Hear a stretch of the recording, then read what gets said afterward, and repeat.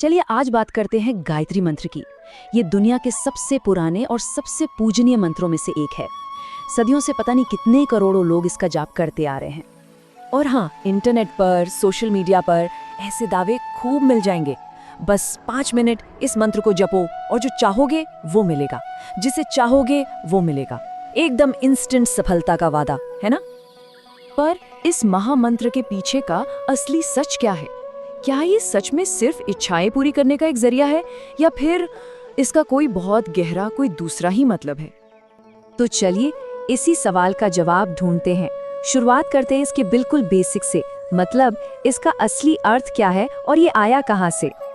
तो ये है वो मंत्र, ओम भूर्भुवः स्वः, पूरा 24 अक्षरों का। इसकी रचना के पीछे महान ऋषि विश्वामित्र का नाम आता है। और ये कोई नया मंत्र नहीं है, इसका जिक्र हमें सबसे पुराने ग्रंथ ऋग्वेद के 3 मंडल तक में मिलता है। अगर इसके पारंपरिक मतलब को देखें तो वो बहुत ही गहरा और सात्विक है। इसमें कोई मटीरियलिस्टिक चीज नहीं मांगी जा रही है। ये तो असल में सूर्य देव, जिन्हें सवित्र भी कहते हैं, उनसे की गई एक प्रार्थना है। प्रार्थना किस बात की? कि वो हमारी बुद्धि को, हमारे इंटेलेक्ट को सही रास्ता दिखाएं, उसे ज्ञान से भर दें। और सदियों से ऋषि मुनि, बड़े बड़े विद्वान इसे आध्यात्मिक और बौद्धिक शक्ति का एक बहुत बड़ा सोर्स मानते आए हैं। बात यहीं खत्म नहीं होती। पुराने ग्रंथों में तो इसे भूलोक की कामधेनु तक कहा गया है। सोचिए, धरती की वो गाय जो हर इच्छा पूरी कर दे। अच्छा, ये तो हुई पारंपरिक बात। पर आज के जमाने में लोग इसका जाप क्यों करते हैं? आखिर क्या फायदे मिलते हैं इससे? चलिए देखते हैं कि आम धारणा क्या है और इसके साथ क्या क्या नियम जुड़े हुए हैं। जो लोग रोज इसका जाप करते हैं, उनका मानना है कि मन एकदम शांत हो जाता है, गुस्सा कम होने लगता है, स्ट्रेस और एंजाइटी से राहत मिलती है। खास तौर पर स्टूडेंट्स के लिए इसे कंसंट्रेशन बढ़ाने में बहुत असरदार माना जाता है। कहते हैं कि इससे पॉजिटिव एनर्जी बढ़ती है, सेल्फ कॉन्फिडेंस आता है, और तो और ज्योतिष के हिसाब से ये कुंडली में सूर्य की स्थिति को भी मजबूत करता है। लेकिन ऐसा माना जाता है कि ये सारे फायदे तभी मिलते हैं जब कुछ खास नियमों का पालन किया जाए। जैसे शास्त्रों में कहा गया है कि दिन में 3 बार जाप करना सबसे अच्छा होता है। तुलसी या चंदन की माला का इस्तेमाल हो, कुश के आसन पर बैठा जाए। और हाँ, एक बहुत जरूरी नियम ये भी है कि जाप से पहले किसी भी तरह का नॉनवेज या शराब जैसी चीजों का सेवन ना किया जाए। ठीक है, ये सब तो हो गई विश्वास और परंपरा की बातें। पर क्या इन पुराने दावों का कोई साइंटिफिक बेसिस भी है? क्या मॉडर्न साइंस इस बारे में कुछ कहता है? चलिए अब इस पहलू को भी खंगालते हैं।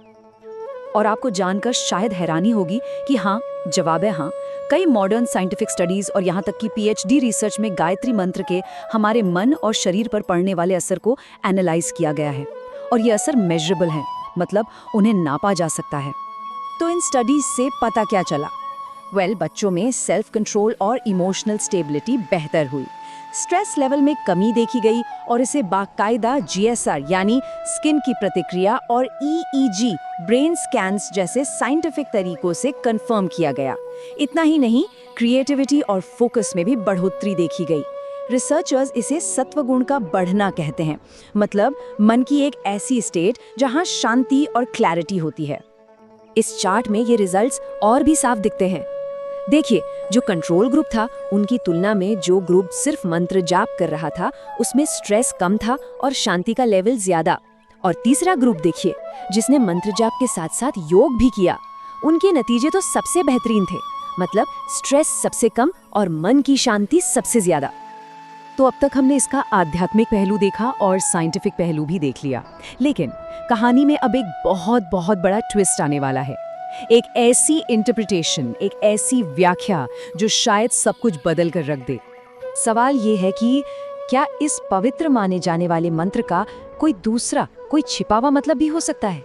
एक ऐसा मतलब जो हमारी सदियों पुरानी समझ को सीधी चुनौती देता हो? और इसका जवाब प्रतिभा एक डायरी नाम के एक ब्लॉग में मिलता है, जहां रोहित शर्मा एक कह सकते हैं एक चौंकाने वाला दावा करते हैं। वो कहते हैं कि ये मंत्र असल में नव योनि तांत्रिक क्रियाओं में इस्तेमाल होने वाले मंत्रों में से एक है। अब ये जो 2 अलग अलग मतलब हैं, वो यहाँ साफ दिखते हैं। देखिए, एक ही संस्कृत शब्द है, धीमे ही। पारंपरिक मतलब है हम ध्यान करते हैं, लेकिन जो विवादास्पद व्याख्या है वो कहती है इसका मतलब है उसके साथ एक हो जाना। आगे देखिए, धियो यो न, जिसका मतलब हम जानते हैं हमारी बुद्धि को, उसे इस दूसरी व्याख्या में तुम्हारी योनि बताया गया है।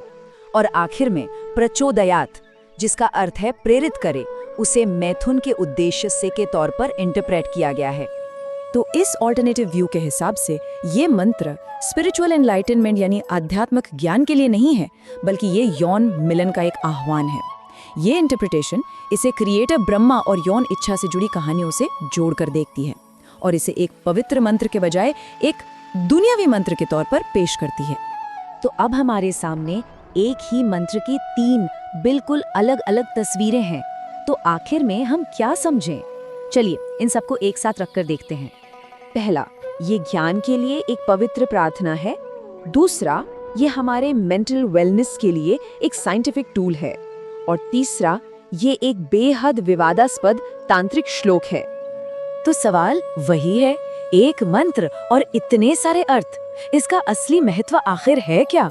वो जो शास्त्र हमें बताते हैं, या वो जो विज्ञान आज खोज रहा है, या फिर इसका असली मतलब वो है जो इसे जपने वाले हर इंसान के लिए अलग होता है? शायद इसका जवाब हर किसी को खुद ही खोजना है।